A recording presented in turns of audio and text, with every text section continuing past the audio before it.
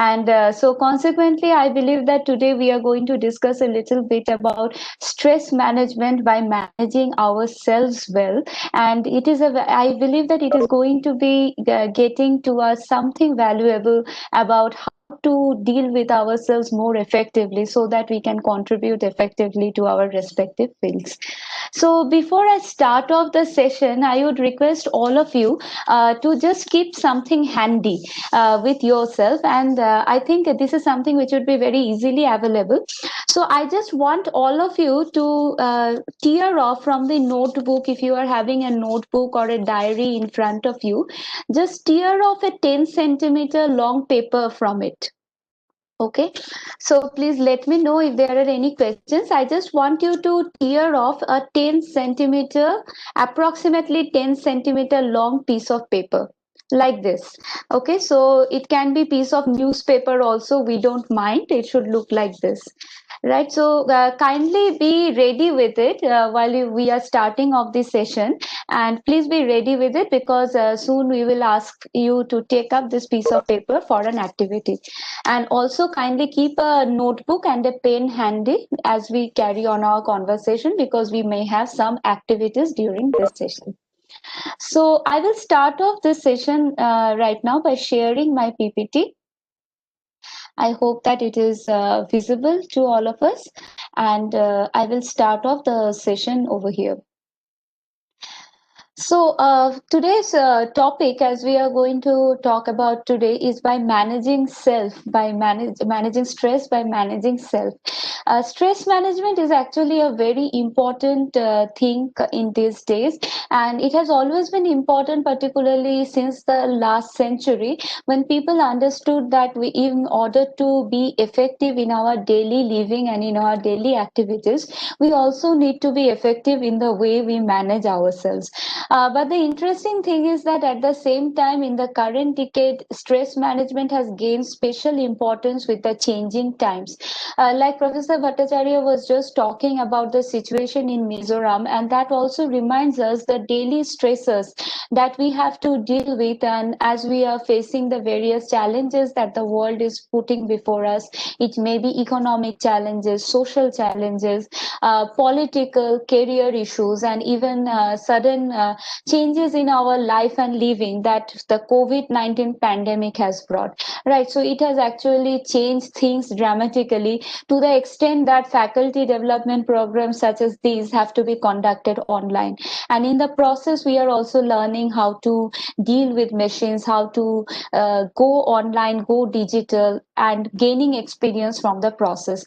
But we also have to acknowledge that our life is a lot like in the picture as it is being shown, walking a tightrope, right? And we have to constantly balance a lot of things going ahead.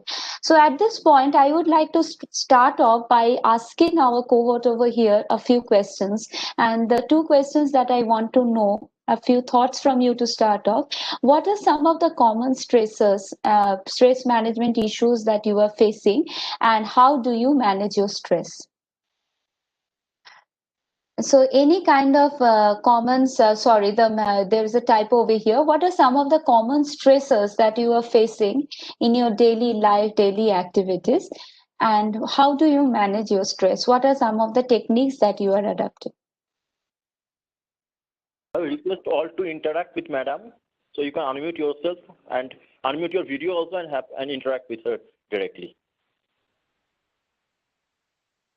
So if you have a multiple activities at the same time, sometimes there is a pressure to complete the activities in time, and that's creating sometimes stress. Even if if you can manage the stress, but if you have multiple activities and some targets, then it will create a stress. Very true, sir. So it is actually like, thank you, sir, Dr. C.H. Vittal, for starting off the discussion. You have actually pointed out a very important thing. So doing multiple things at a time, that can actually cause a lot of stress when you have to juggle with multiple responsibilities in a particular day. And at the same time, multitasking also seems to be a good solution to solve a lot of stress-related problems, isn't it? So yes, juggling with multiple problems, that can be a sort of stressor. Any other thoughts on this? What are other common stresses that you face?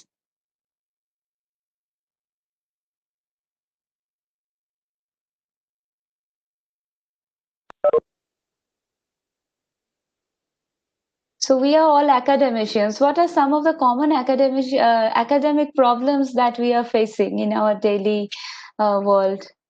Something that you are seeing as a challenge right now? Even if you cannot connect, in an online meeting, then it is also creating stress. Today morning, we all experienced Absolutely. that. At sir told that at 9:20 we have to connect with WebEx, but we Yes, could yes. not connect somehow due to some technical issues.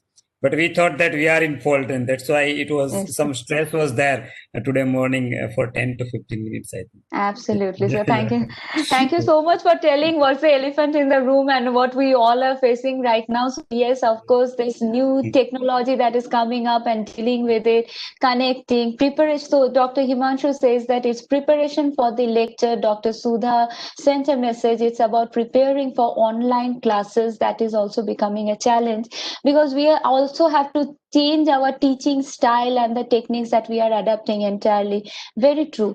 Anything else that you are facing that thinking that you are that is causing a challenge right now, and how are you coping with it?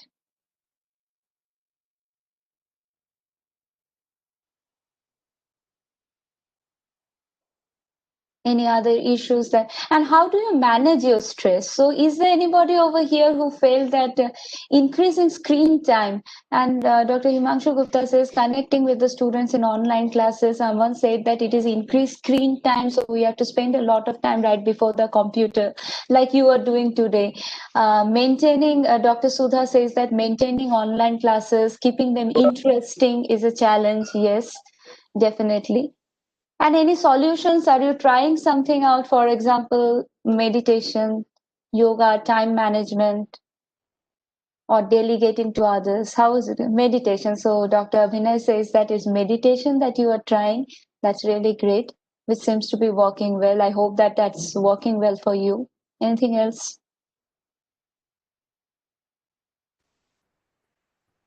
Last year, Okay. I was attended Vipassana Sibir. So it was a 10 days Sibir, continuous Okay. meditation and Yes, sir. silence. Yes, So, sir. the 10 days were totally stress free. So that is Okay. one way of to relieve from the stress. Yes, One sir. more is that if you have a time management, Mm-hmm. if you can, manage the multiple activities in a Okay. time slot, then Okay. also it will make you stress free. Time So management can help. Yes, sir.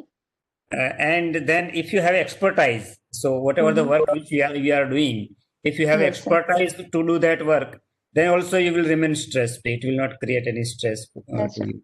So And that sometimes I is, feel that yes, sir. stress is very important to achieve some Mm-hmm. targets. Without stress Mm-hmm. you cannot achieve some targets.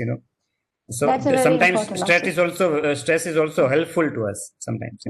That's very Yeah. true, sir. So sometimes stress also, that's a very actually very important start to this session, that saying that sometimes stress is actually helpful for us, and without a little bit of stress actually we don't end up doing a lot. But sometimes what happens when we are in a prolonged state of stress, and which is probably something we are going to touch on in the next session, it leads to a lot of problem, and then we kind of, it builds up and reduces our daily level of functioning. So there are some solutions that are also coming up as we are talking about the stresses that are affecting us. For example, COVID-19 infection or classroom challenges. Like Kalpesh ji told that if you listen to go closer to nature, it can actually reduce your stress. Whereas Dr. Kapil said that it is probably listening to good music is what helps him to reduce the stress. So the interesting thing, one common trend is surfacing over here. Both the stress and the way of management is something well known to all of us. All of us know that there are certain kind of stress that we are all dealing with, and at the same time there are some common ways of management that we are also familiar with. So I can tell you one thing, that there is nothing, very few stress management techniques that we don't know about right now. We all know about it. The question is that we still don't practice it quite often, and the result is that there is a lot of challenges that are coming up with it. So let me start off the session by saying that we are not alone in the problem. When you are talking about the stress and stress management related issue, one interesting thing is that there is hardly any professional across the world who is saying that, hey, I am not feeling stressed right now. So, according to statistics, so here is a compilation of statistics from several sources from Gallup, Forbes, APA, American Psychological Association, research that has been done in recent times, which basically says that 23% of the employees across the world are feeling burned out at work always or very often. The problem is that leaders tend to be in state of burnout more than their employees or subordinates. So the higher you go up in the organizational ranking, the chances are that you are going to be more stressed than before. So it is not a problem that is going to go away with time. It is only likely to increase. And the problem is also that leaders tend to be in denial of the problem of stress and burnout, making people far more vulnerable to this problem. The second thing is that this kind of conflict related to stress and the conflict between the leaders and subordinates and co-workers can lead to a lot of symptoms that are actually physical but are related to the amount of stress that we feel in life. For example, sleeplessness, loss of appetite, loss of energy, and it can even lead to even more complex and debilitating symptoms such as depression and anxiety in professionals. It has been associated with loss of confidence, diabetes, and blood pressure. So many a times these are actually called work-induced illnesses. To the latest addition to this kind of problems, physical ailments are actually the chronic problems with eyesight or back pains and the throat problems, so which are becoming a part of the life of people who have to sit on the chair for a long time and teach or do their work. So, and if you are going out to work as a frontline or essential service worker, there is another challenge, which is actually the risk of infection, and that causes a lot of stress in the mind of people. There is a constant worry that is going on in our head about what is going to happen next. And this is a problem that is also affecting our personal lives. So 75% of working parents are struggling with stress and anxiety due to work life balance, and that's a huge number of parents that we are talking about. And the consequences of burnout as an estimated 1.125 billion to 190 billion dollars a particular year. And how do they calculate this cost of burnout? It is in terms of the medical benefits that companies have to pay out to employees. So when employees are falling ill due to stress, the companies have to shell out a lot of money in order to replace them, in order to give them vacation and to take care of their illnesses. So stress is a real problem across the world and causing a lot of challenge. One major cause of stress now is, interestingly, like Dr. Vitlani pointed out in the very beginning, that time management seems to be a major challenge when it comes to stress. So there are other causes of stress, but when you are talking about time management, which is the main topic for today's session, it seems to be the biggest challenge which has been reported by entrepreneurs. In the last 20 years, we are actually working for more time and our leisure time has come down. So it means that no longer our working sessions are 9 to 5. It is not like that we can close office at 5 p.m. and come back home. Even as faculty members or academicians, we know that even after coming back home, we have to spend time preparing for the next class, checking answer scripts, doing some self-study or writing research papers. So consequently, our offices have crept into our houses.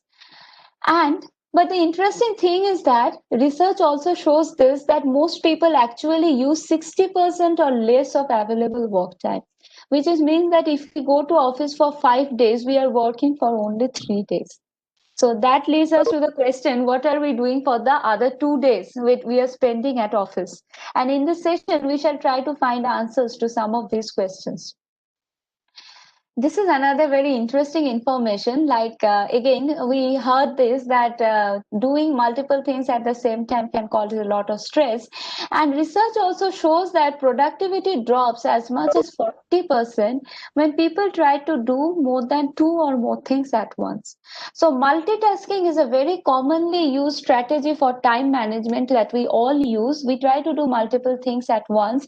Research shows that productivity actually drops when we try to do this. Another statistics, 90% of managers are saying that what we are doing is ineffective. So they reportedly squander their time in ineffective activities, and this is true for leaders across the world. And the last one is actually the most interesting one and my favorite. Executives spend 6 weeks per year searching for lost documents. Right. So, for how many of us is this a reality? So, come March, we are all going to search for bills and papers. So, when it comes, we throw it somewhere in the office. We don't really think about where it has gone. And then, when we need it, we spend a lot of time searching for it. If that is a reality for you, you are not alone. So, 6 weeks per year, we are spending searching for lost documents only. So, is there hope? Now, so I just want to share a small quotation by Ivanka Trump. So, Ivanka Trump is the daughter of Donald Trump, and the recent US election has also thrown a lot of stress in for this family, considering the way the results are going. If you are following US election, so even before that, since they are from a big business family, this lady has been involved in a lot of activities in her father's business and later his political career. So she says that I have personally thrown balance out of the window. I don't even strive for it anymore because I don't like to intentionally set myself up for failure. So what she says is that stress is a reality and it is going to stay like that no matter what you do. So there is no point even trying to manage stress in the first place, right?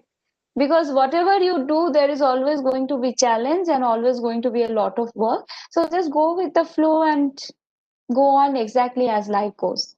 How many of you agree with this? Is there anybody who is agreeing with what Ivanka Trump is saying? Does she make sense?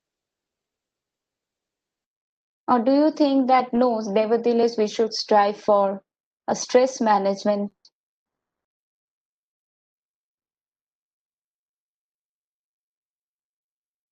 Stress management is very important. Otherwise, it is going to take a toll on your health. Yes, ma'am. So you feel that it is actually important to, nevertheless, we don't agree with Ivanka over here. Yes, it is important to nevertheless go ahead and manage stress. But Dr. Sudha tells us many are going to follow her. And if you think about it, actually, we do follow her a lot of times. We go through life in what is called an autopilot mode. So we don't really think about how things are going to do. We live for the next moment and we take things as they come and live through life, and we are doing well, right? Basically you are all in pretty responsible jobs and you are managing your time, you're managing your things, and even if you are telling me there are stresses in your life, I'm sure that you are dealing with it, right? So why have this session in the first place? Since we are all doing pretty well about it, we have all found our own rhythms, why worry? So what I'm going to do over here is that at this point, I'm going to stop and I'll ask you to do an activity. So I request you all to be with me while I take you through the next steps. Please open an empty notebook, page of an empty notebook in front of you. If you have a copy and a pen, please open an empty page. And what you have to do is that please draw a circle on that page like this. So please draw a big circle, open up a notebook, right? And then on that notebook, on the empty page like this, please draw a big circle. Not a small one, a big one. Okay, so when you are done, please let me know.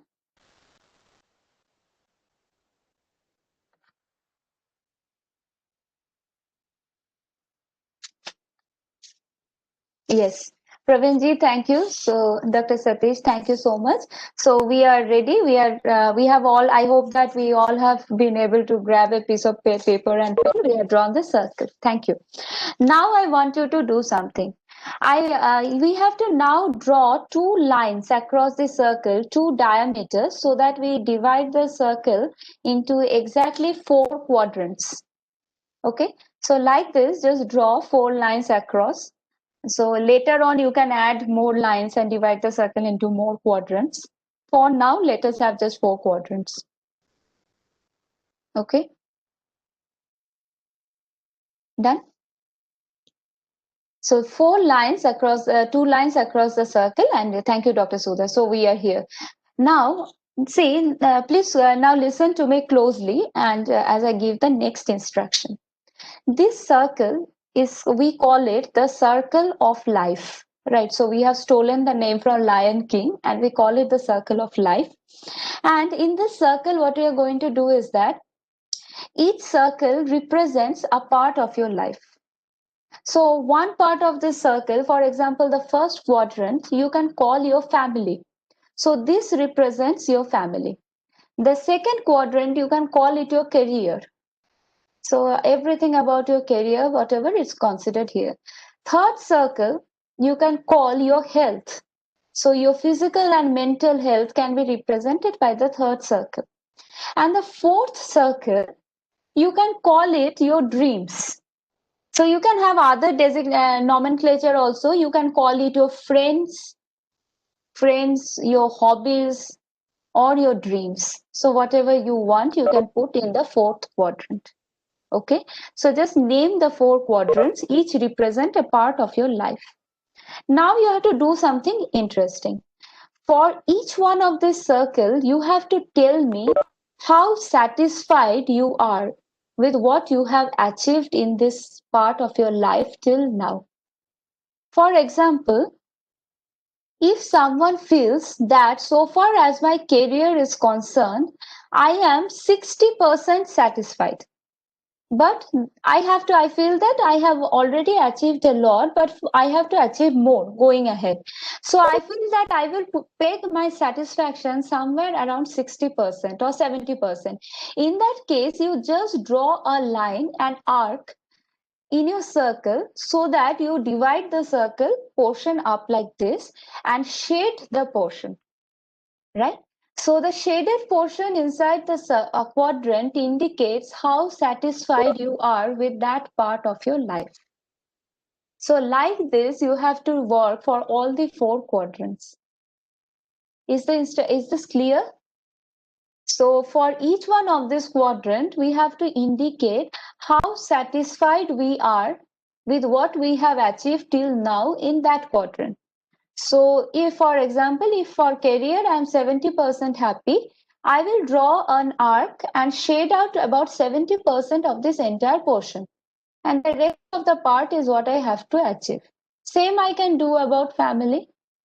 So someone can be like 70% satisfied with career. In terms of family, he or she is staying with their family members, everybody is close and happy and healthy, 80% satisfied. But in the process, they are ignoring their health. So in terms of health, you are only 30% satisfied. Possible, right? So like this, please draw your quadrants.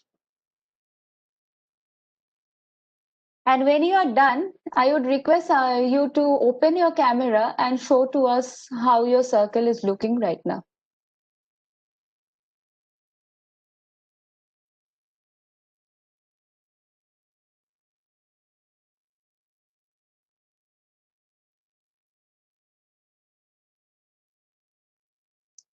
All right, sir. Great, that looks great. So you have actually, ma'am, so okay, Dr. Sudha is showing us. Yes, ma'am, and have you shaded the portion? So yeah, that looks great. So you have to shade each one of these portions, indicating how satisfied you are with it. Thank you so much, ma'am. That's really great. Thanks. Yeah, so rest of us, we have to shade out the portion that we feel how satisfied we are with each quadrant in the circle. Please take a minute to do this.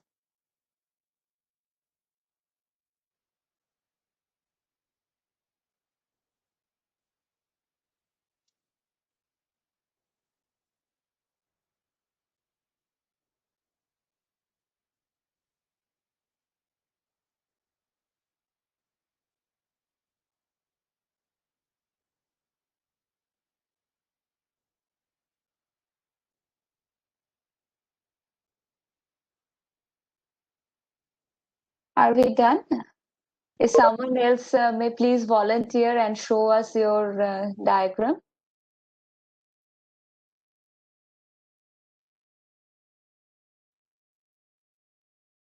Thank you, Pravinji. So if you can just open your camera and show us how your diagram looks.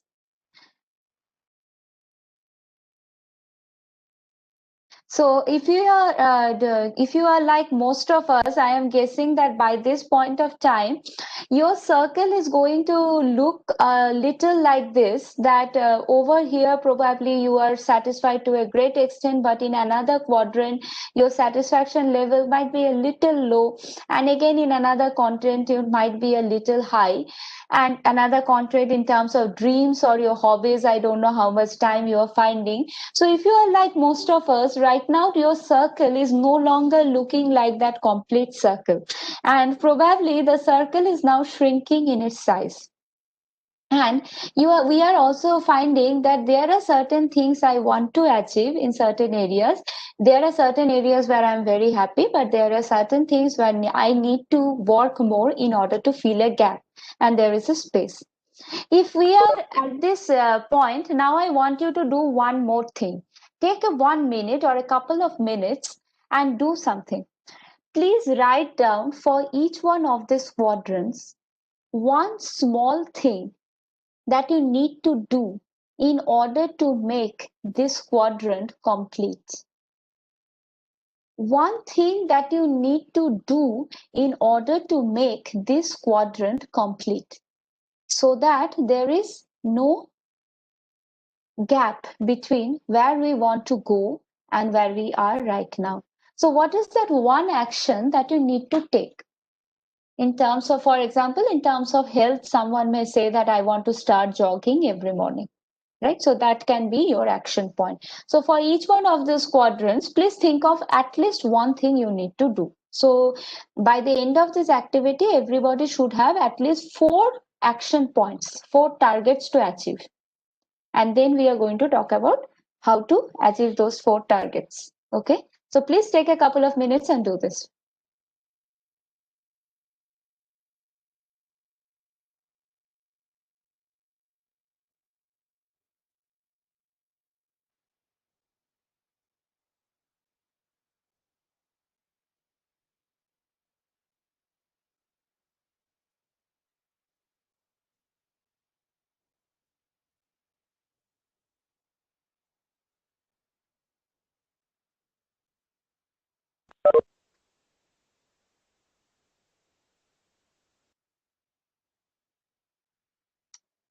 Do write in a message when you are done.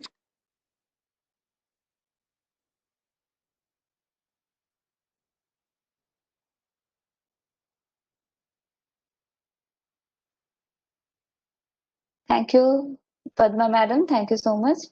You're done. Then yes, Dr. Reddy, thank you so much. It's done over. Okay, so a few of us are saying that we are completing.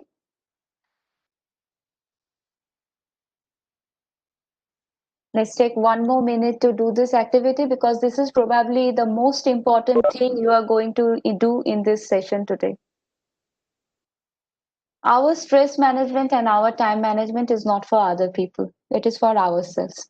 So this thing, finding out what we need to do next to complete our own life, is probably the most important thing that we are going to do today. So please take your time and do this with all your attention.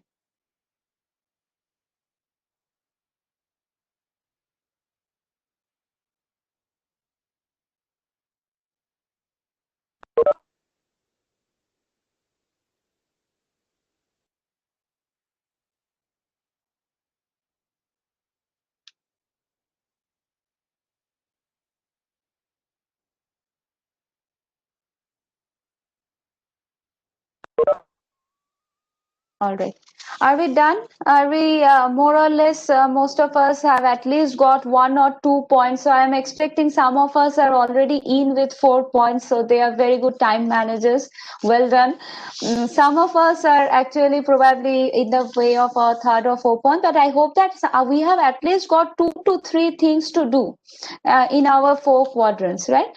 So if you are ready now, you have got your circle of life, you have marked out your position in your circle of life, and you have also found out 4 indicators about where you should go next. The roadmap is ready.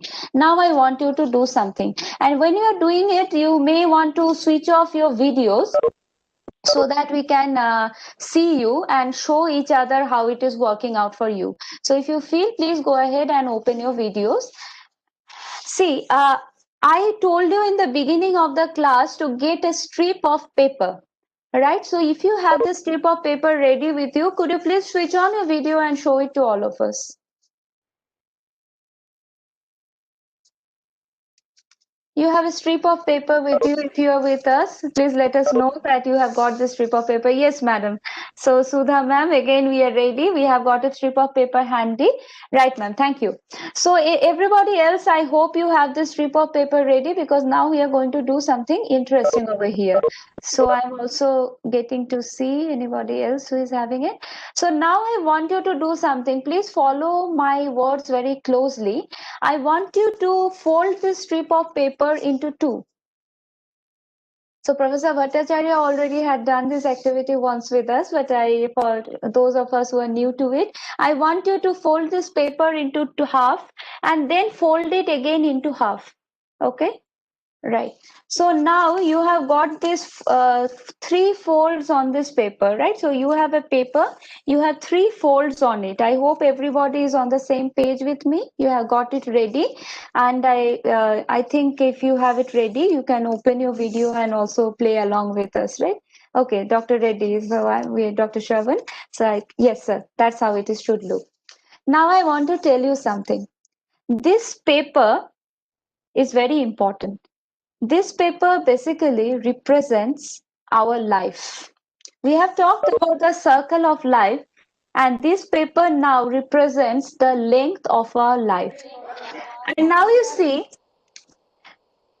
see the average length of a average Indian's lifespan is close to 70 to 75 years, right? And if we are optimistic, it stretches up to 80 years. I am very optimistic. So I actually wish that you go on living for many years and do many extraordinary things going ahead. But let's also be realistic. So I have kept this as 100 years of lifespan. Okay, so 10 centimeter paper approximately represents 100 years. So every 1 centimeter in this paper represents 10 years of our life. Okay, so the midway down the paper is the 50 years timeline, and the first fold in the paper is 25 years, 50, 75 and 100, right? So if this is our lifespan, the first thing I want you all to do is to find out how many years you have already lived. Right? If you are under 50, just make an approximate guess, or you are above 50, or you are just at this point, just make an approximate guess and tear off the paper, marking the duration you have already lived. Is that okay? So just tear off the paper, marking the duration you have already lived. Is an approximation. So what we are going to do is we are going to tear off that paper. This part is gone. Sorry. Good? Are we good? Are we standing here right now? How does it look?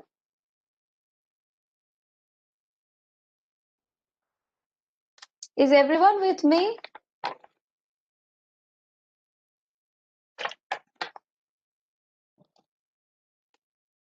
Is everyone standing? That's great. Now, so this is the time when you have drawn the circle of your life. This is the time that you now have available in order to fulfill the circle of your life, chase your dreams and do where you want to go. This is the time, because that part you have already lived, it's gone. Now, but this is not so easy, because now I want you to do something. Out of this time, 1/3 of the time you are going to spend sleeping. So roughly 8 hours a day an adult spends sleeping. So I want you to divide this paper into 3 halves and tear off a portion. It's gone. The paper looks smaller now. So please tear off 1/3 of that paper, because that's the time you're going to spend sleeping. And if you're like most of us, that's not the time you are going to spend doing something else. So probably this is how your paper is looking. This is the time you have available. But that's not the end of the story, because there's something else. If you have your paper is looking small now, let's tell you that 1/4 of this time, so roughly 2 to 3 hours a day, you are going to spend doing things that are necessary for daily living. Getting up in the morning, taking a bath, brushing your teeth, things like that, dressing up. Tear off 1/4 of that paper. It's gone. What you have is this. Can I request everyone to open their videos and show us the strip of paper? This is very important.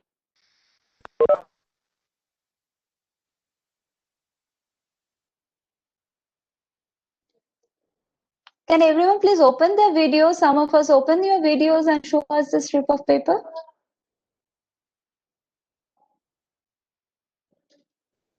Yes, Padma ji, I saw your video. Karthik ji, yes, sir. So it looks small. It looks really small right now. And that tells us something very important.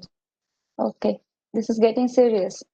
So each one of us have a small piece of paper right now in our hands, considerably smaller than when we started off, right? That's how life works. And the second interesting thing is that for some of us, the paper looks smaller than for others, right? So I'm sure there are some over here who are actually in the young faculty members, young professors starting off their careers, and their papers are looking smaller than ours. They are feeling happy, saying that, okay, I have time. It looks bigger than that of others.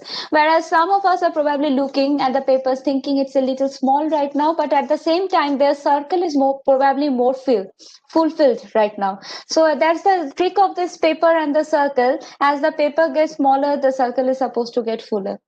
But we still have this time available for ourselves, right? It's a very important piece of paper. Now I want to tell something very important over here. And please listen to me carefully. Are you sure you have this time? Are you sure that you have this piece of paper available to you?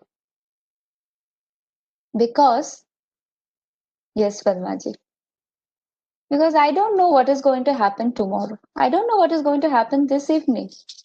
It's gone. So do we know really what is going to happen tomorrow, and what is going to happen this evening, and what is going to happen probably 1 week down the line, 1 month down the line? So all these things that we always keep planning that we are going to do. For example, taking our parents to that vacation, spending time with our children, spending time with our family, writing that book, writing that research paper, starting that project, starting on that hobby. So some of us, I'm sure, are good musicians. Some of us are good painters over here. But we gave up and we thought that one day we are going to start. There is time. I'll start next day. I'll start next year. Are you sure you have this time with you? So the whole first important thing about time management is that the trouble is not that we don't have time. The trouble is that we think we have time. So the problem is that we think that we have time. बहुत time है, कर लेंगे. We are going to do things later. And so we keep on postponing things until the day we realize that there is absolutely nothing we are going to do in order to gain back that time. So I'm going to request you all to do something. Please hold on to this piece of paper and put it in your wallet or your purse, right? Keep it with you, because every day it is going to remind us that this is the amount of time that we have left in order to do the things that really matter, and not the things that we end up doing every day to spend our time. And if this is the time that is left and every day this paper is getting smaller and smaller, are we really doing things to make it worthwhile? Are we really doing the things that we want to do?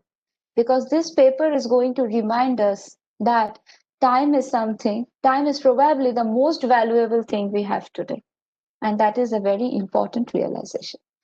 And with that, we are going to now present before you.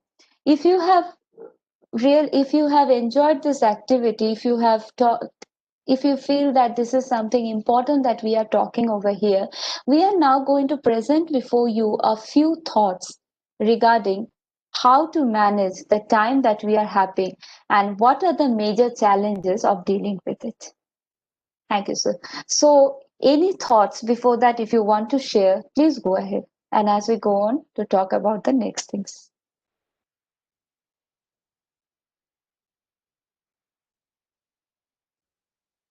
All right.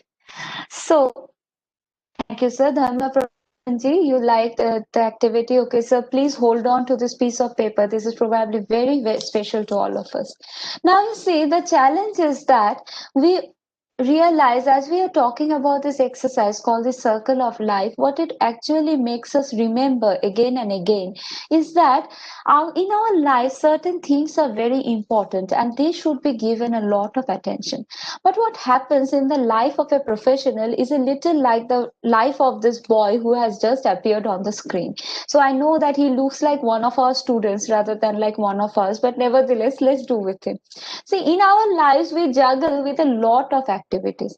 So in the process, what happens is that initially it is just one or two circles, loops that we are juggling with. It might be just our studies and our home, but then something else come up. It is our work, our hobbies, our family, our social responsibilities, and we keep on juggling with all those kind of things.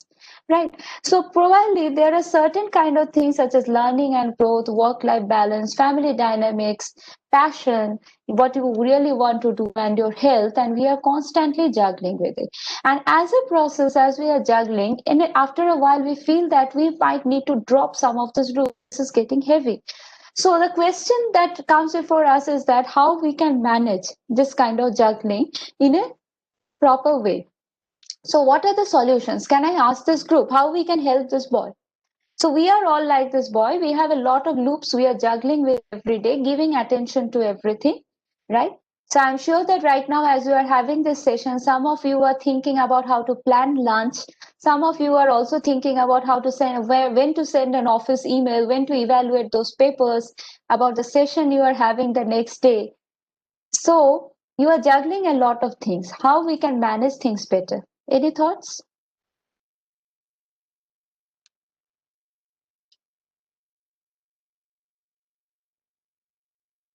Setting a timetable. So yes, Alicia madam says that what we can do is that we can set a timetable. All right, so we can ask this boy to juggle these balls by setting a timetable to give attention to each one of these balls in a different way. Interesting. Okay, any other thoughts?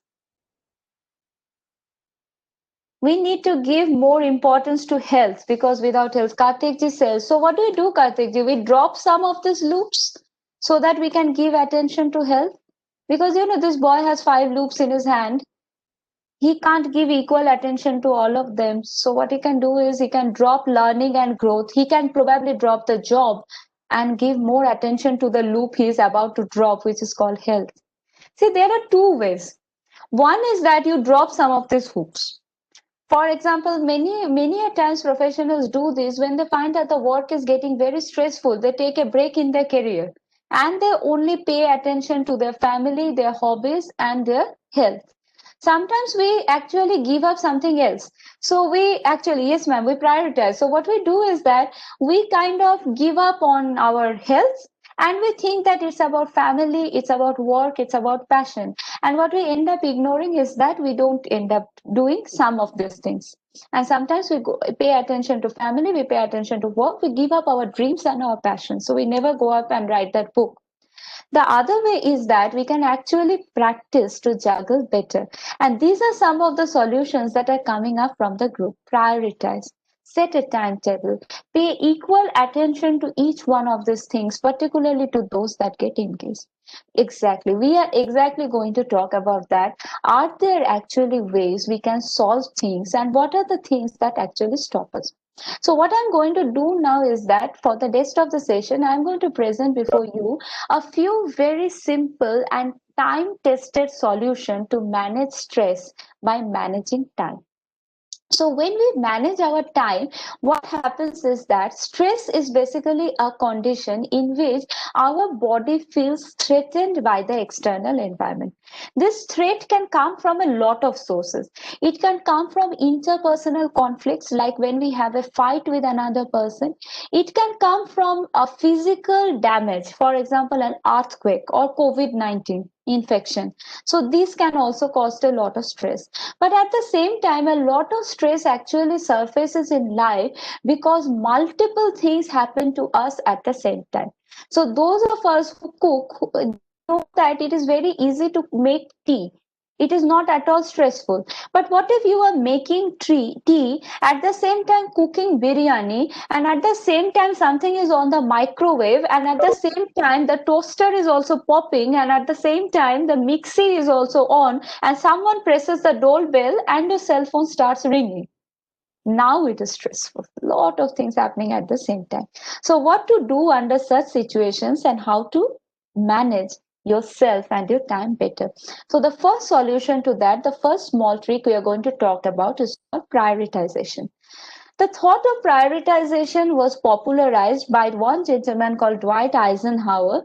And Eisenhower is a very, very famous name across the world, more so in the case of time management. So Eisenhower told a very important thing. He said that I have two kinds of problems, the urgent and the important. The urgent ones are never important, and the important ones are never urgent. So what he meant by this is that think about the circle of life. The things that we have to do every day rarely feature in those things which we need to do in order to complete the circle of life.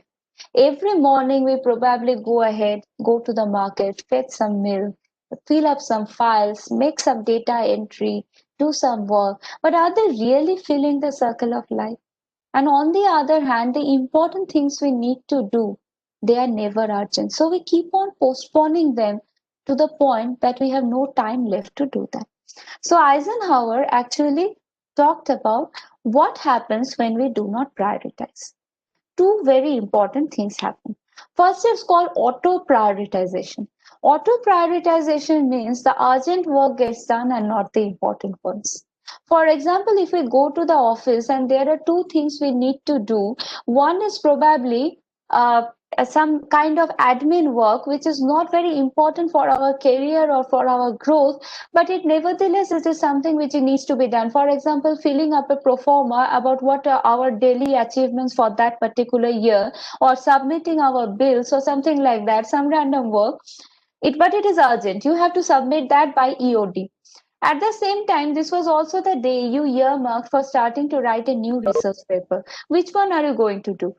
Most of us, if you are like most of us, you will probably go for submitting the bills rather than writing the research paper. And this happens the next day and the next day. This phenomenon is called auto prioritization. The second thing that happens is that when we do not arrange time, ultimately, when we have to write the research paper, we do it in a very quick, hasty way. And as a result, the output is suboptimal. So Eisenhower gave the very famous Eisenhower decision matrix. I'm sure that some of you are familiar with this particular concept, and I'm going to talk about the very simple way how you to use it. And it is one of the most popularly used techniques across the world, even among the chief operating officers of organization, the CEOs across the world in Fortune 500 companies use this matrix a lot. So how do we use the Eisenhower decision matrix? The idea is that we have to first start off by creating a to-do list. So list down all the things that you have to do during the day or during the week to start off. The next thing we have to do is that once we have got a list of things that we are going to do during the week, you have to divide those activities into these four quadrants. The 4 quadrants are basically talking about whether things are urgent and not urgent, and whether things are important or not important. So there would be some things on your list which are both urgent and important. So that is that you have to submit it by the day end. For example, taking a class, or probably submitting a research paper, doing some important consulting project. So we have to do it now. It is both urgent as well as important. That is, it is important for your fulfilling that circle of life. Eisenhower says that for those things in your list, do it as early as possible, immediately. Don't delay it, don't procrastinate, do it now. But there are some things on your list that are urgent but not important. These things can be done by other people, which you don't need to do on your own. For example, let's take the example of a mother who is working, but at the same time getting their children ready for school. So now this is a challenge that many of working mothers and sometimes working fathers also have, that they have to do everything in the house before they get ready. So they decide that I will have to get ready for my office, but at the same time I have to feed my kids, I have to cook their breakfast, I have to tie their shoelaces, I have to brush their shoes, I have to brush their hair, comb their hair, and then I have to take them to the school, and I also have to copy down their homework from the other students. Can some of the activities that you are doing right now be delegated? Can the child do it for you? When we do that, we find that we actually, a lot of activities that we are doing are probably better off being done by others. They may not be perfect in the very beginning, but they can actually be done quite well over time. So consequently, Eisenhower says, next find out what in your list can be delegated. Someone else can do it for you, and find the person and ask him to do it. The third thing is there anything on your list that is not urgent but important? I will ask you to do this exercise when you are free today or tomorrow. Draw a to-do list and use the Eisenhower decision matrix. You will probably find that in your daily routine last week, there was not a single thing that was important but not urgent. Chances are what happens is that when we try to do something that is important but not urgent, nobody has set a deadline, then we end up not doing it. We only do things for which there is a deadline. Consequently, that book never gets written, that music never gets recorded, and we never take that trip with our family. For those things, it's important to schedule a time to do it during the week. Start off. Do start for those 4 action points that you have written down in a circle of life. It is important to schedule a time to do that particular work, because that actually helps out to do the things for which nobody has set a deadline, but which actually completes the circle of life. And finally comes the fourth column called delete. What do we put in this? Things that are neither urgent nor important. For example, people tell me spending time on social media. Right? Very few people have actually told me that I am happy when I am on social media, and I'm actually proud of the time that I spend there. Most people are guilty. Then if you're feeling guilty about something and if you're feeling sad about doing it, why do that in the first place? Is there something on your list that is neither urgent nor important? Delete it immediately and get done with it. Right? So this is the first solution that has it comes on our way, which is called the Eisenhower decision matrix, that tells us very simple: draw a to-do list for the week, and then find out if you have enough things for each one of these 4 quadrants. If you are missing things to decide, delete, or delegate, then that problem is with us.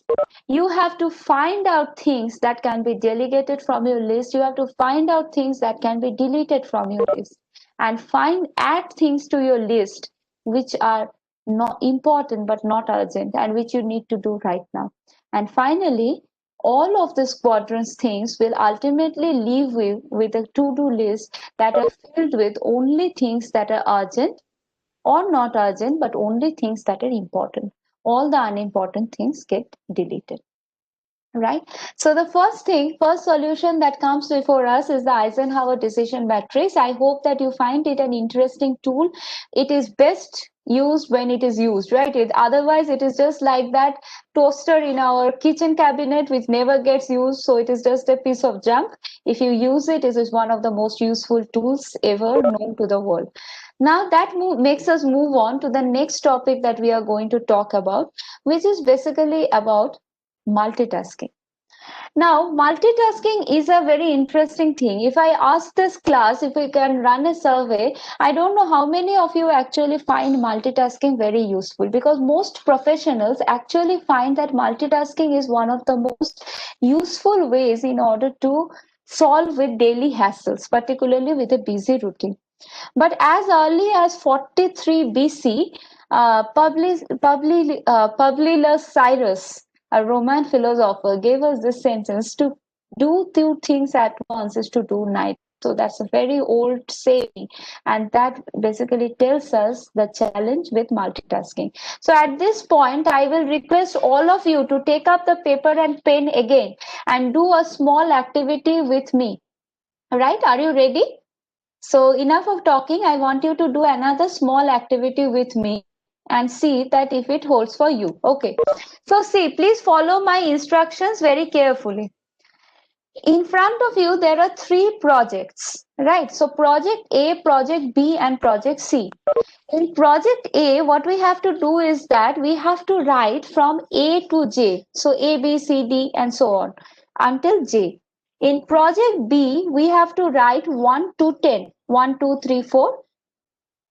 But in project 3, we have to write Roman 1 to 10. So Roman numerals, right? So if you remember your Roman numerals from our school days, and I think some of us are also using it daily. So the Roman numerals from 1 to 10, we have to write. But there is a catch. The catch is that we have to do it horizontally, right? So the thing is that we have to write first A, then 1, and then Roman 1. Similarly, next we have to go B2, B2, and then Roman 2. So like this, we have to go ahead and do the time, write the three things. What we are going to do is that when I say start, you are going to start. And as soon as you are done, I will request you to switch on your microphone and say done, so that I can mark the time, right?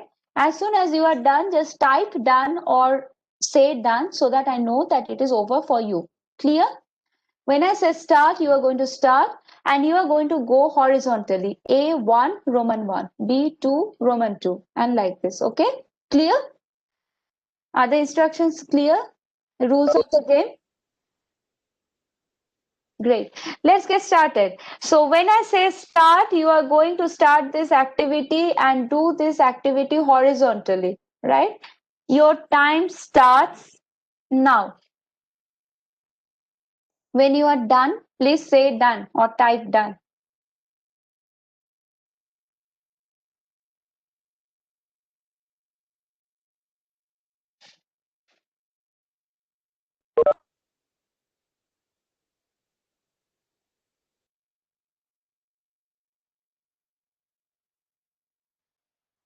I think I got a response from Abhinayji over here.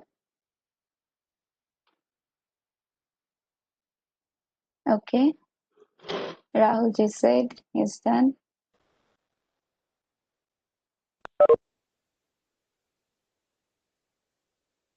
Everybody needs to respond to this activity for us to complete. So we are all waiting for your responses. Yes. Rajlakshmiji done. Right. Gangaji. Okay. Done. Thank you. Thank you. Okay. Navanitaji done. Anupama Ganguly madam done. Yes. We are waiting for others. Anybody left to do? Okay. Lot of responses coming in. We are done. Padmaji, it's done. Okay. Got a response from Lima madam. Amreshji, it's done. Kalpeshji, he's saying done. Good. Thank you. Anybody left to go? We are waiting.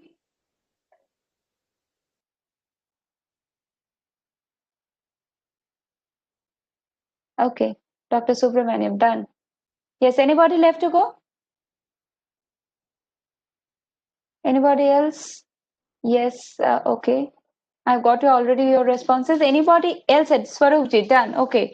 So, anyway, Saktiji, yes. I didn't catch. Okay. So, anybody, when you are completing, just say done. And when the whole class is done, we are going to close. So, we are waiting for your responses. The last response I have got at 1 minute 51 seconds. Anybody else? No more responses coming. Okay, so we are kind of closing this activity at 1 minute 51 seconds over here. Now, so I have timed the clock. I have actually found out who is the fastest among us. And we have also, so Abhinayji, if I may ask you, were you the first one to complete this activity in the class? Were you the first one to respond? I think we have lost him here. All right. So now I have got, nevertheless, I have marked out the timings over here. Now I want you to do something. We are going to do this activity once again. Okay. But this time the instruction goes like this. So don't start until I say start. So this time the instruction is that we are going to do the same activity, but this time you're going to do vertically. Right. So first write A to J, then write 1 to 10, then write Roman 1 to 10. Clear? Instructions are clear? So, if the instructions are clear, your time starts. Please draw the lines. It's going to be project A to J 1 to 10 and Roman 1 to 10. Your time starts now.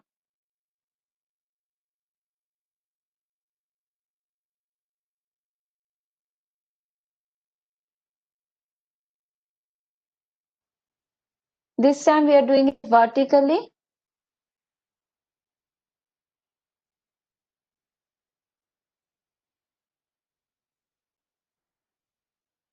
Okay, wait.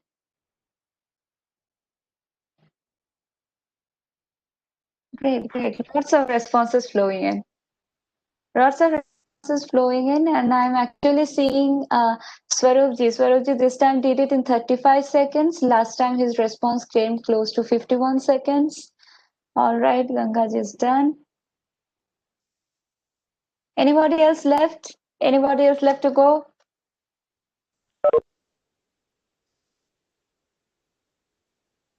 Anyone else?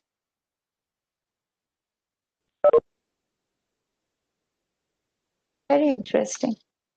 Did you notice something?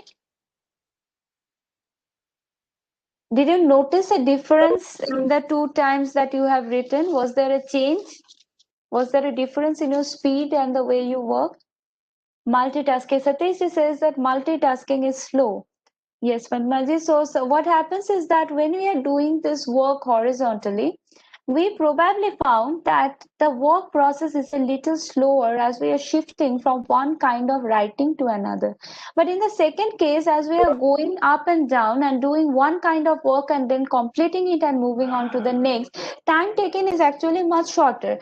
And that is actually something we are also finding when we are gathering your data, because the second time we are actually finding that the group completed the task, at least the first responses and the last responses came much quicker than it did the previous time. So this is where multitasking, this is actually some of the challenges with multitasking. So the photo actually talks about a person like the way we work in office. We try to write an email, but at the same time try to make a slide for the class, or then at the same time we are doing some admin activity and also trying to plan what we are going to make for dinner, or when we are going to service the car, or probably when you'll go for shopping. Everything needs to be done at the same time. The first challenge that we have in this case is known as shift and lag. So when we move from one activity to another, the first thing is that it takes a little time to get oriented to the next activity, and in that process the brain lags. For a split second, the brain stops and then it starts working again. This time is called the lag time. The more complex the activity, the bigger is the lag time. So when you are actually shifting from creating class slides to writing research paper, the lag time can sometimes be as big as 2 to 3 minutes. So when we just open a Word document and stare at it for 3 minutes trying to figure out what does that actually mean, what was I writing, right? So that is the first challenge that comes up when you are doing multitasking, which is called shift and lag. We have to constantly move from one project to another. That leads to another challenge, which is called error. So the research shows that when we do multitasking, the chances of errors increase manifold. We make a lot more mistakes because we forget what we were doing previously and what we are going to do next. We lose the touch and consequently we end up making mistakes.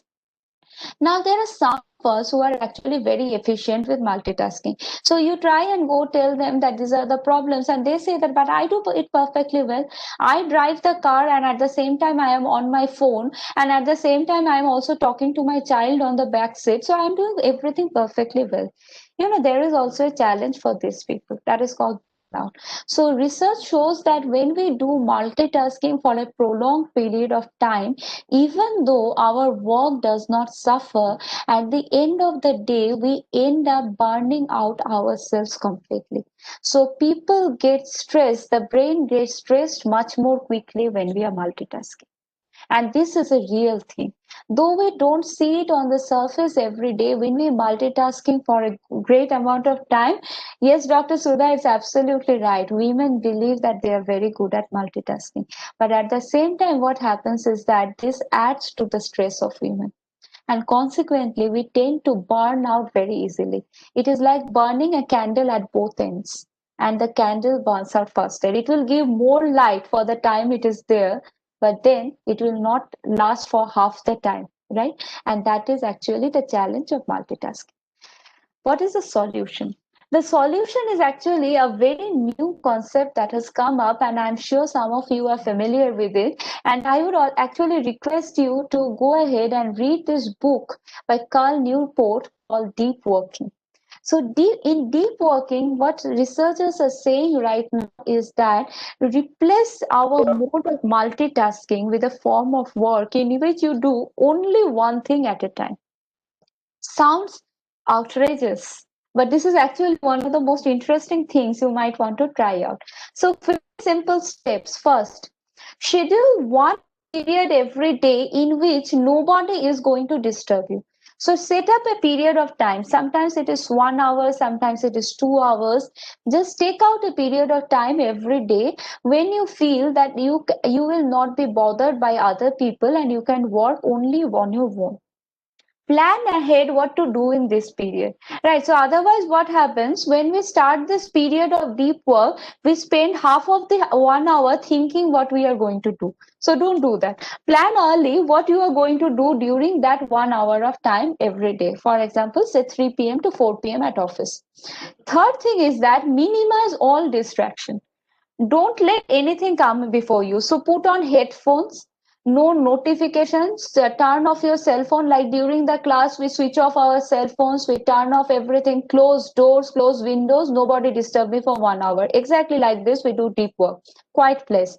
Nobody disturbs you, and then work on only one task. So you will have tremendous urge in between to check your mail or to also work on something else, but no, just one thing. And at the end of it, write down what you have achieved during that 1 hour of time. So what happens in deep work, research shows that we actually end up doing much more with practice during deep work than we end up doing in that same multiple things when we are doing multiple things at the same time. So 1 hour of work actually makes us do a lot more. For work that we feel that we need at least 3 hours to do, we end up completing that in 1 hour if we don't get distracted by other things.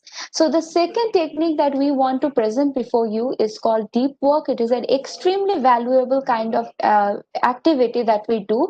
Very simple. What we have to do is that put out tonight, you can try it at home. Take out 1 hour, plan ahead what you are going to do in that 1 hour, and do only that and nothing else. Chances are that it is going to open up an entirely new world for us. This brings me to the third concept, and we have got the next 15 to 17 minutes, and I have got the third concept in front of you. Please feel free to stop me at any point of time if you have any questions, if we can take that. See, we have talked about two important things till now. One, we have talked about prioritization, that is deciding which are the things that are urgent and important and do them at the same time. And secondly, doing things that are not urgent but important to us. So the important things need to get done. The second thing is that we have also talked about how not to get bogged down by multiple things on your list. So when we have multiple things, we try to do all of them at once. And research shows that that is uneconomical. Rather try to do one thing at a time and you will have better results. So for example, suppose you have only one, I'm taking another kitchen example right now because kitchens are the best place for time management. So what happens, suppose you have a 3-course meal to cook and you have just one gas stove. So are you going to put all the ingredients on the cooker at once and try to cook them? Or are you going to cook one dish at a time even if you have a 3-course meal to cook? So the idea is that even if you put all the ingredients in one bowl and start trying to cook your roti and your sabzi and your sweets at the same time, the result is going to be horrible. You are trying to do everything at the same time, but that doesn't mean that the output is going to be the same. But on the other hand, if we do them separately, we will probably end up having better results, even if it takes a little more time. So that is the idea of giving up multitasking in favor of deep work. Do one thing at a time, do it well, and we are probably going to find that it makes us far more productive than when we try to do everything at one go. But all this brings us to face the most important challenge that comes when it comes to stress management through time management, and that is called procrastination. How many times does it happen that you have been doing something in your life, but you have something important to do in your life, but you have been postponing it for a very long time, right? So we feel that we have to write that research paper or that book, but we have been postponing that, thinking that after this year, after this course, after this classes, I'm going to start, and we never end up starting. Or you need to have an important conversation with somebody, and you just keep on postponing that, thinking that I will do it the next time, I'll do it the next year, and we never end up doing it. So there is a saying which says that procrastination is the thief of time. I say that procrastination is the thief of dreams. Because what procrastination ends up stealing from us is not this piece of paper only. It ends up stealing what you could have done with this piece of paper. And it doesn't steal only your time, it ends up stealing your dreams. So the question now comes before us that when we have the time, still, why do we put off the things that we have to do? Any thoughts at this point? Why do you think that we procrastinate? Why do we put off the things that we actually need to do? Is there anything you are procrastinating on right now? So if you ask this question to me that do you procrastinate? I am here with you. I am here with all the procrastinators in this room. This is a major challenge. And I'm not alone over here, I'm sure, because this is a major challenge with managers, teachers, academicians, leaders, entrepreneurs all over the world. They are saying that the biggest challenge is procrastination. I know I have to do it. I just don't find time to do it. So what is wrong? Why do we procrastinate? Research says there are three very interesting things that happen. First thing, we put off tasks because tasks are scared. So I want to learn driving. I need to go to start driving. I am putting off driving every year because I'm scared. I don't know if I get on the car, suppose I can't do it. Suppose I find out myself to be very inefficient at it. Therefore, I put it off every year and ultimately we never end up doing it. We don't apply for the job we want, or we don't apply for the things we grant that we always wanted to get, because we feel that what if I find out that I am not good at it? And sometimes it is the fear of the unknown that actually stops people from doing things that are important. Is it happening with you? Are you putting off something because you are afraid that the consequences will make you move out of your comfort zone? If this is happening with you, then you are actually facing the biggest challenge called procrastination. And we have some solutions for you. The second thing why we put off things is because things are not immediately gratifying. So immediate gratification is a very interesting thing. So there is this very important story about the marshmallow test. I think some of you might be familiar with this story. So what happened in this was that it was an experiment that happened sometimes in the 1970s with very young children. So what happened was that they put the experimenters put a very young child in a room, and then they told that child that here is a marshmallow. So marshmallow is like a sweet, a small chocolate, and they said that there is a marshmallow in the middle of the room. Don't eat that marshmallow. So after 10 minutes, we are going to come back and give you that marshmallow. Till then, you don't eat it. And then they went away and started observing the child from a secret camera. So now you know a 5-year-old, you show it a marshmallow and you tell him don't eat that marshmallow for 10 minutes. What do you think the child is going to do?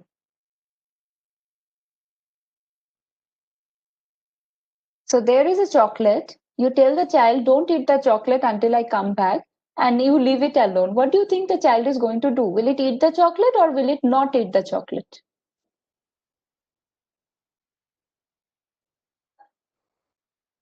Will eat. So Karthikji says that of course the child is going to eat the chocolate, right? Fair enough. There is another answer, of course, the child may not eat the chocolate. So what do you think would happen over here? So, like Karthik just said, of course, he's going to eat. Padmaji says that he's going to eat the chocolate. Yeah. So, we seem to have a consensus in this classroom. Yes. So, what happened was that about 50% of the children, as soon as the experimenter left the room, they picked up the marshmallow and ate it. Right. So, done. They ate it and then they started playing on their own. But interestingly, there were some children who did not eat it. So, even if they were 5-year-old, what they did was that they stood in front of the marshmallow and they just started talking to themselves. No, I'm not supposed to eat the marshmallow. They told me not to eat the marshmallow. What they did was that they did very interesting things. They ran away to the other corner of the room. They started singing songs to themselves. They started playing. And some of them even took up the marshmallow, gave it a lick, and put it back. Children can be very weird. So they gave it a lick, they put it back, but they did not eat it. So after 10 minutes, the experimenters came back and they gave everybody the marshmallow they promised.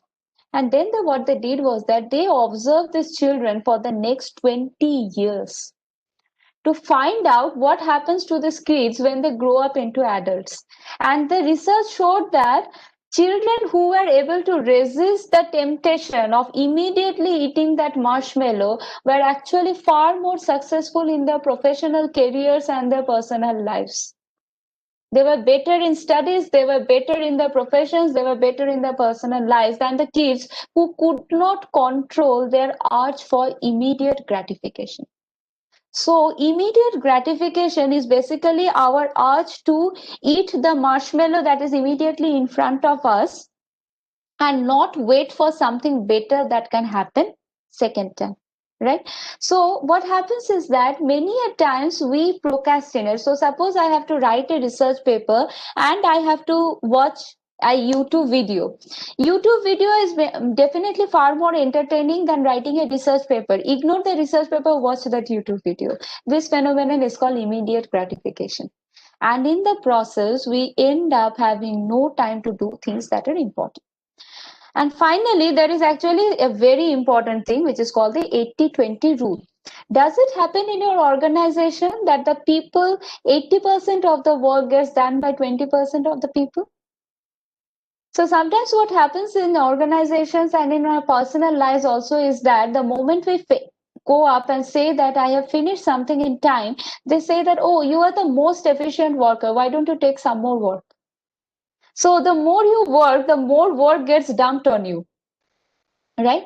So you know that if you complete this in time, they will dump more work on you. And after a while, people get frustrated and they say, then what's the point of finishing things in time? Rather, be slow and go with everybody else. Does this sound a bell? Does it seem familiar? Have you seen this happening somewhere? This fear of more work or 80-20 rule is also a major reason. Yes, so quite a few responses coming up. Sudhavji saying yes, it is happening. Kalpeshji saying, Padmaji saying yes, it happens, right? And that actually tells us how we discourage other people from managing time. So many a time organizations discourage employees from becoming time bound by giving them more work. So when they finish their work early, the organizations don't tell employees go home early. They say that you have finished your work, start something new and stay back for the same 7 o'clock till the evening. And therefore people don't finish their work in time. So what are the solutions? There are three solutions that I am going to present before you, and these are very interesting.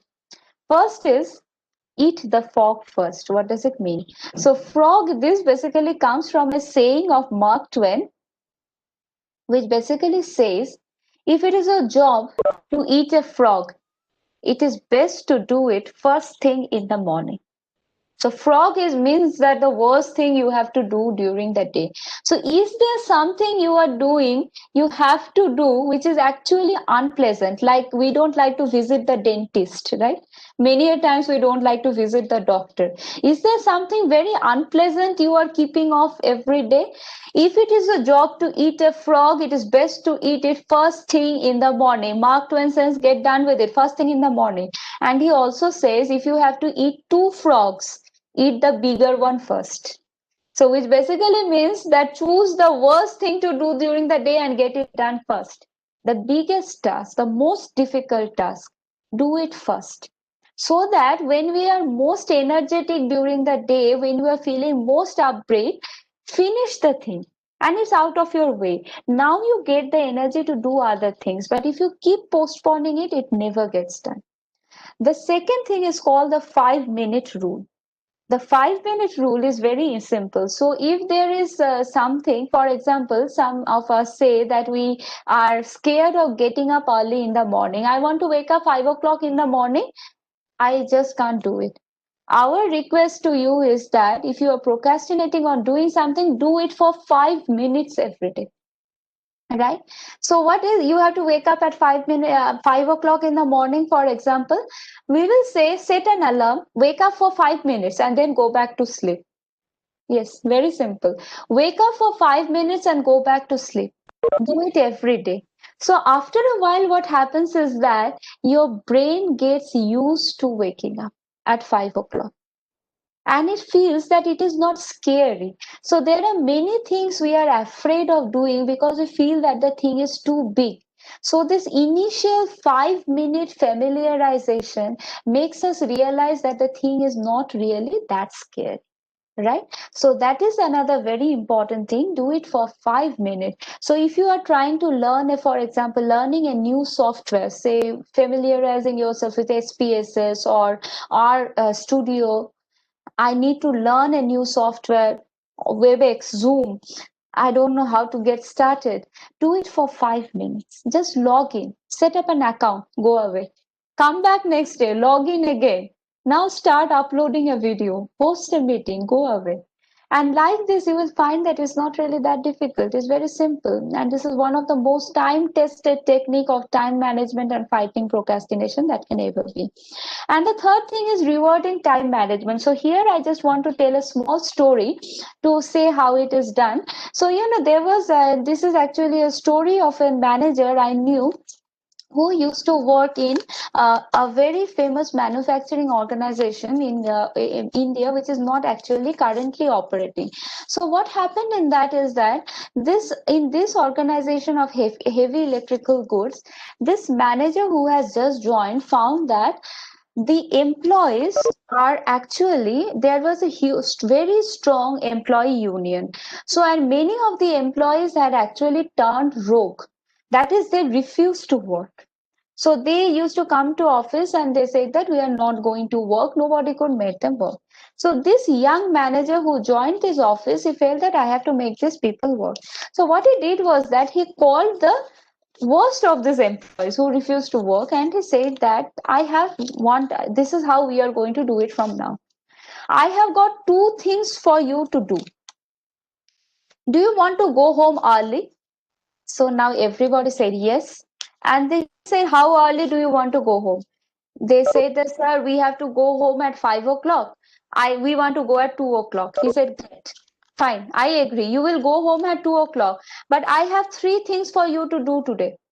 If you finish this work, you are going to go home at 2 o'clock.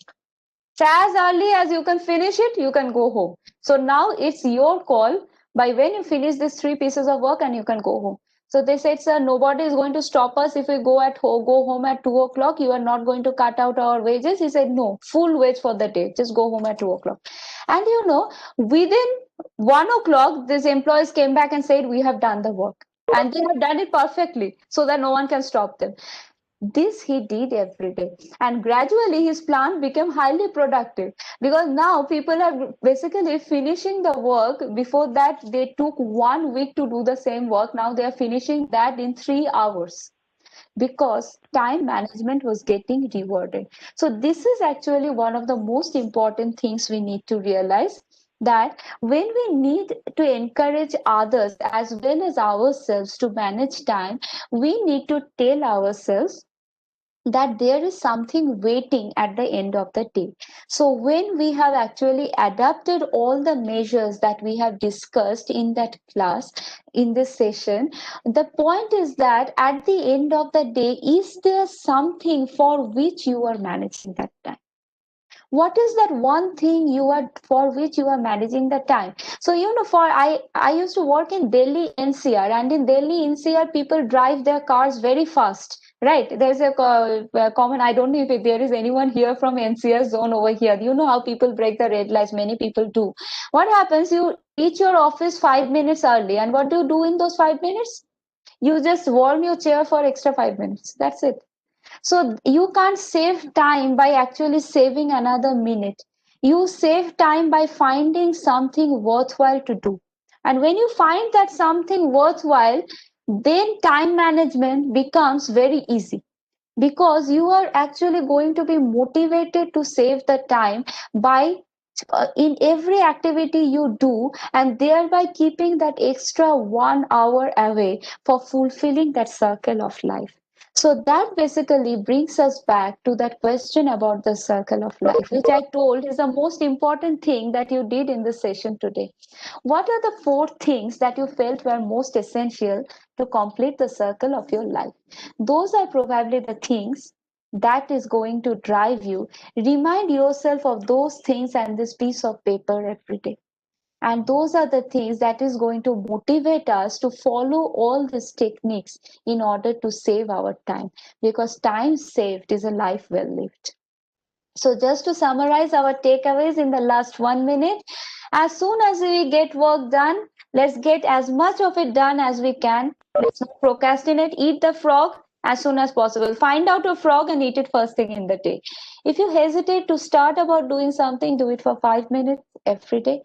Teach others to manage time. Lead by example. So it is very important to lead by example when it comes to time management. If you want everybody to arrive at 9 o'clock, be there at 9, and people are going to follow you. Make time management rewarding for others and for ourselves. And finally, live mindfully.